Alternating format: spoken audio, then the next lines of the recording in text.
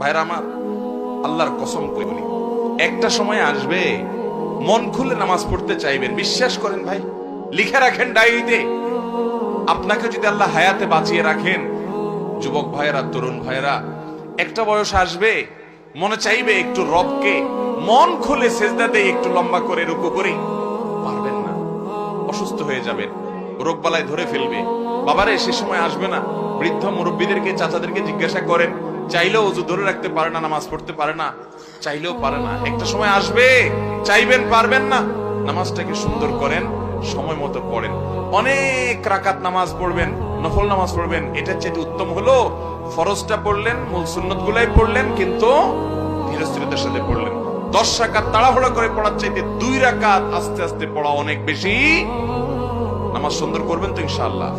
আজকে আপনাদেরকে একটা কথা বলে রাখি, আপনারা যখন মসজিদে যাবেন একটু খেয়াল করেন ভাইরা, যে কোন মুসল্লিটার নামাজের সবচেয়ে বেশি সময় নেয়। আমি খেয়াল করি। আমি প্রায় সময় বলি, আমার 2-1 বন্ধু বান্ধব আছেন জেনারেল শিক্ষিত, আলেম ওলামা না, ওনাদের নামাজ দেখলে, এরকম কয়েকজন আছে তাদের সালাত দেখলে ভাই আমি তাকায় থাকি।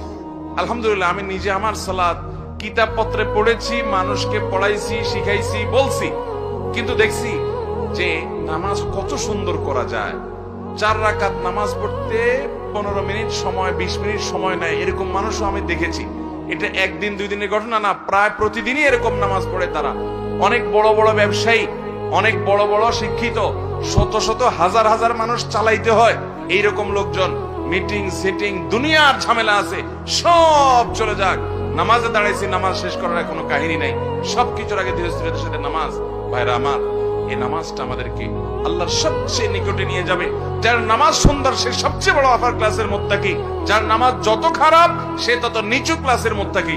এই জন্য আমি মসজিদে গেলে খুঁজি যে আমার চাইতে লম্বা নামাজ কিনা, যদি পাই তখন ঈর্ষা করি যে তারে এবার ফেল করতে হবে, আমি তার চাইতে আস্তে আস্তে নামাজ পড়তে হবে। আমি একটু তাড়াহুড়া প্রকৃতির মানুষ, এই যে কথা বলি দেখেন হুলস্থুল করে বলি, ধীরস্থিরতার সাথে কত সুন্দরভাবে মানুষ কথা বলে, আমি পারি না, আমার একটা রোগ, তাড়াহুড়া করে কথা বলি।